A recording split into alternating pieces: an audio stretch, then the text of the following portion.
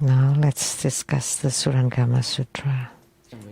Now we will talk about seeing, hearing, knowing, and awareness. We have talked about space. This is also following the Heart Sutra. There's no eyes, ears, nose, tongue, body, and mind. No sights, smells, sound, taste, touch, and mental objects. So this is no realm of seeing, which is what we will talk about.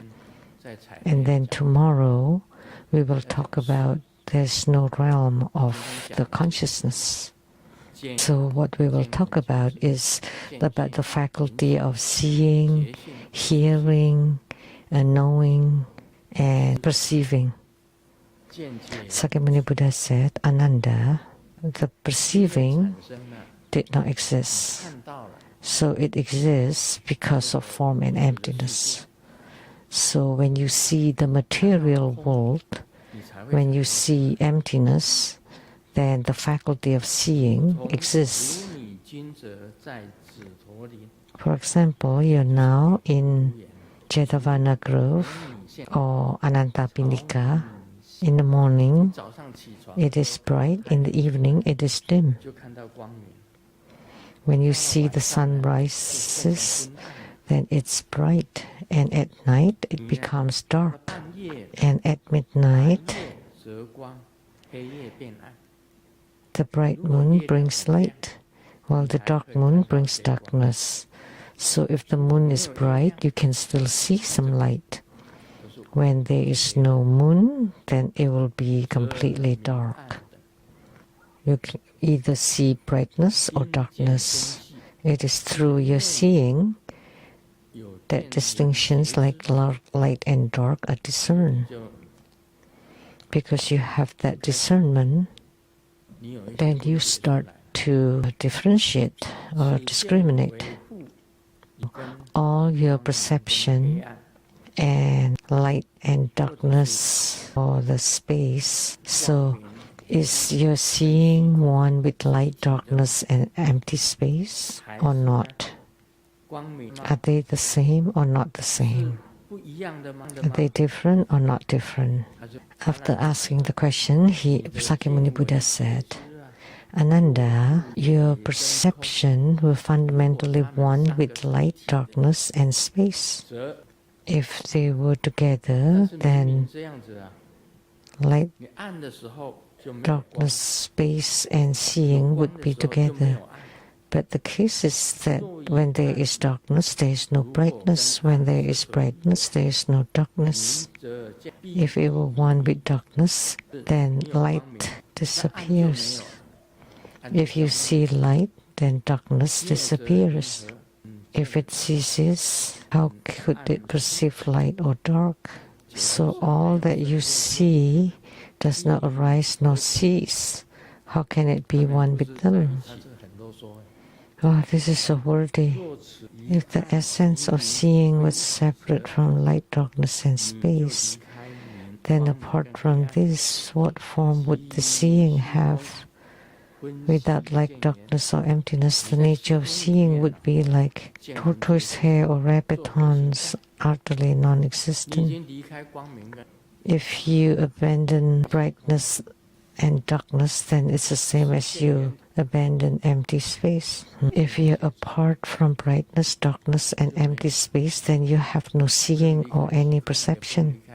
So you cannot be apart from brightness, darkness, or empty space, because that would be like tortoise hair or rabbit horns, which means nothing existent. Therefore, the brightness, darkness, and space are three distinct things, and they are not aggregates. They are not combined. This is all explaining light, darkness, and space. Let me not read this and just explain it. How long is brightness? Where is the light? There's no location.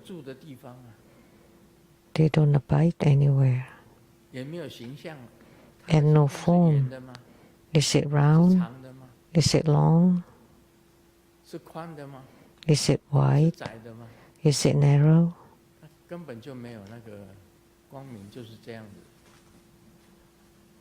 There's none. And the light is ever changing. And dark too, the same. And the empty space is empty space. If there's only space but without light or dark, they're separate. So they're not combined. They're not aggregates. You should understand that the boundless, unmoving space together with the moving earth, water, fire, and wind are the 6 great elements. So earth, water, fire, wind, space, perception. And if you add consciousness, that would be 7. They are perfect and interpenetrating, and they're all Tathagata, and they're all manifested by the wondrous luminous true mind. Therefore, all the seeing nature, like written in the Heart Sutra, no sight, sounds, smells, tastes, touch, and mental objects, and there's no realm of the eyes, and there are no realms of the mind. So that means that doesn't exist. Whatever your eyes see are false and fake, then there's no boundary about it. That's all I can say. I don't quite understand about these words. Wordings is to make you confused. So the wondrous luminous true mind is perfect and interpenetrating, and they're all regionally Tathagata, and fundamentally non-arising and non-ceasing.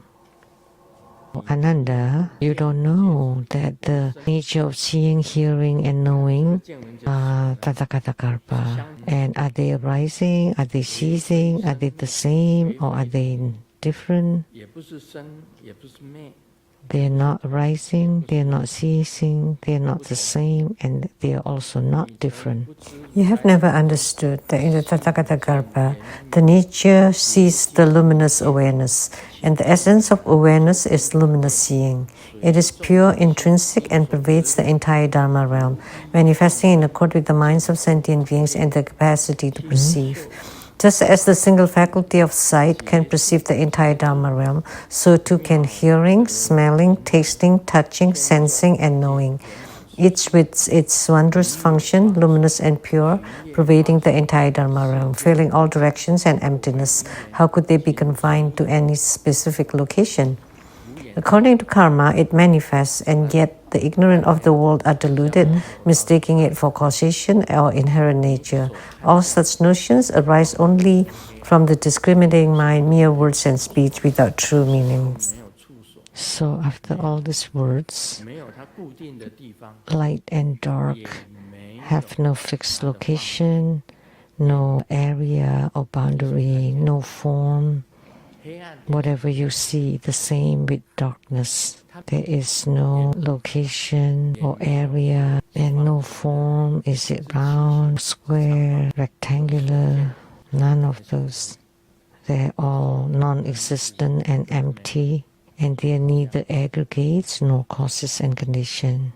This is very difficult to explain because of the wordings. Sakyamuni Buddha thing, although there is some discernment and differentiation, there is no true meaning to it. Like what we see now, it's all dark at night, and in the daytime there's light. Nobody ever thinks that why there's light, why there's dark. Where is light? Where does light come from? And what form does it take? How big or how small? This is talking about the non-existence of the realm of the eyes, which is there's no seeing, hearing, knowing, and perceiving. Where does it come from? Because there is the sense objects, that's why you have perception. If there's no sense objects, then you cannot perceive anything.